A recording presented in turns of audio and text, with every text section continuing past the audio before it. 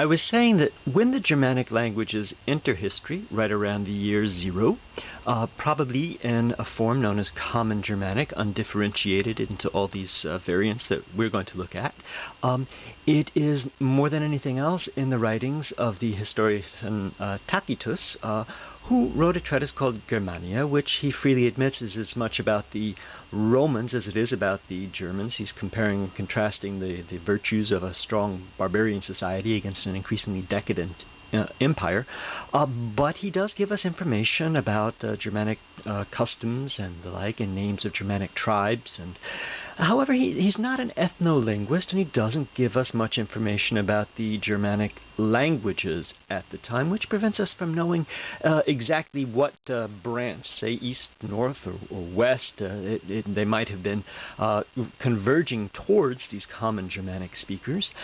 As I mentioned in the very first historical video I made, it is Gothic here that we come to know in the mid-4th century through a translation of the Bible. This is the first Germanic language that we have in any kind of concrete form.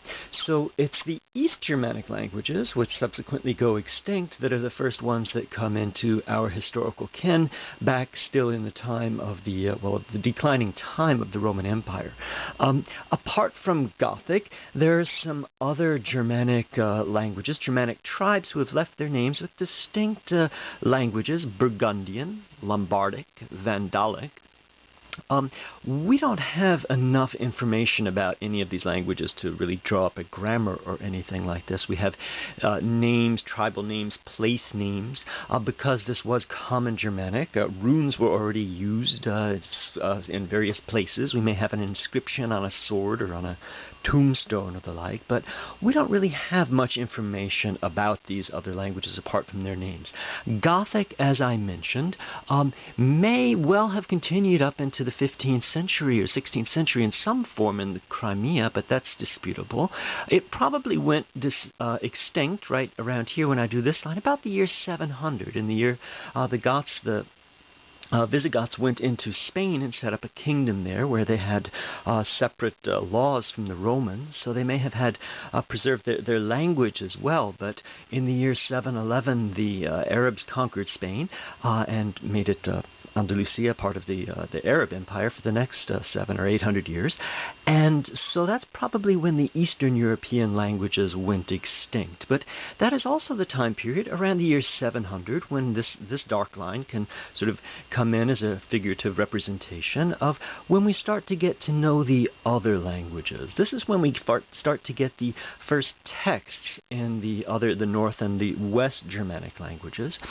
When we look at these early texts, particularly the literary ones, things like Beowulf, we might very well be able to suppose that the language is archaic, that these were composed and recited in an oral tradition at some time, several centuries before we get them in textual form. But around the year 700 is when we start getting enough text to look at a good number of these other languages. So if we move from the East Germanic languages, I think the next best place to go is to the North Germanic languages, because more than one scholar has argued that there are more points of comparison, more points of commonality between Gothic and Norse, Gothic and Old Norse, than there are, say, between Gothic and any of the Western Western Germanic languages.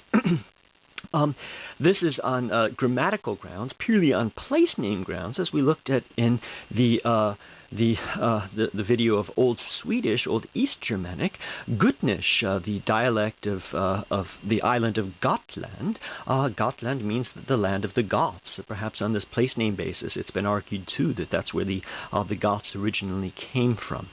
If we go to the North Germanic family, we find that just as with Germanic as a whole, we go from Proto to Common and then differentiate it into languages. Probably until about the year 700, we have what we can call Proto-Norse. Certainly in this first time period, from 700 to about 1100, we have what is called Common Norse. As I mentioned again in that earlier video, there are great numbers of rune stones throughout Scandinavia that are written in a Common Norse dialect or language throughout this time period. When When we move to the Western Germanic family, we find this differentiating, sort of splitting into two groups already by this time period. On the one hand, we have High Germanic, which is German proper, and on the other hand, we have what is most commonly just called Low Germanic, but is also sometimes called more technically Ingvaeonic, which specifically includes Anglo-Frisian, English and Frisian, and not so much Dutch and Old Saxon. But the reason for that is because apart from Low Germanic, there is specifically Low German, and I think people like to use this term to avoid some confusion. In the Low Germanic family, then, the Ingvaeonic, we have Old English, also known as Anglo-Saxon. As I said in that video, it moved into Britain about the year 450 to fill the vacuum there. We did not look at Old Dutch or Old Saxon, the two variants of what we can call Low Germanic proper, because they don't have enough textual material for the main. There is one poem in Old Saxon, but that's even mixed. And when we go into the High German area, I did this a little differently. I drew a bubble around a number of terms to show, as I mentioned in the video for Old High German, that to an extent greater than these other languages, that really is a collective term for a number of dialects which all have literary face, literary representation. And in point of fact, in Old High German, in that period, it is what's called Upper German, things in the Alps, things in the south, particularly the Alemannic and Bavarian dialects and Franconian dialects that have the strongest literary textual representation. And these dialects are not the ones that are ultimately going to go and form the basis for German as we know it today. It'll be another dialect that's selected. So it's not a sort of direct heritage in Old High German to New High German, but this comprises it at the time.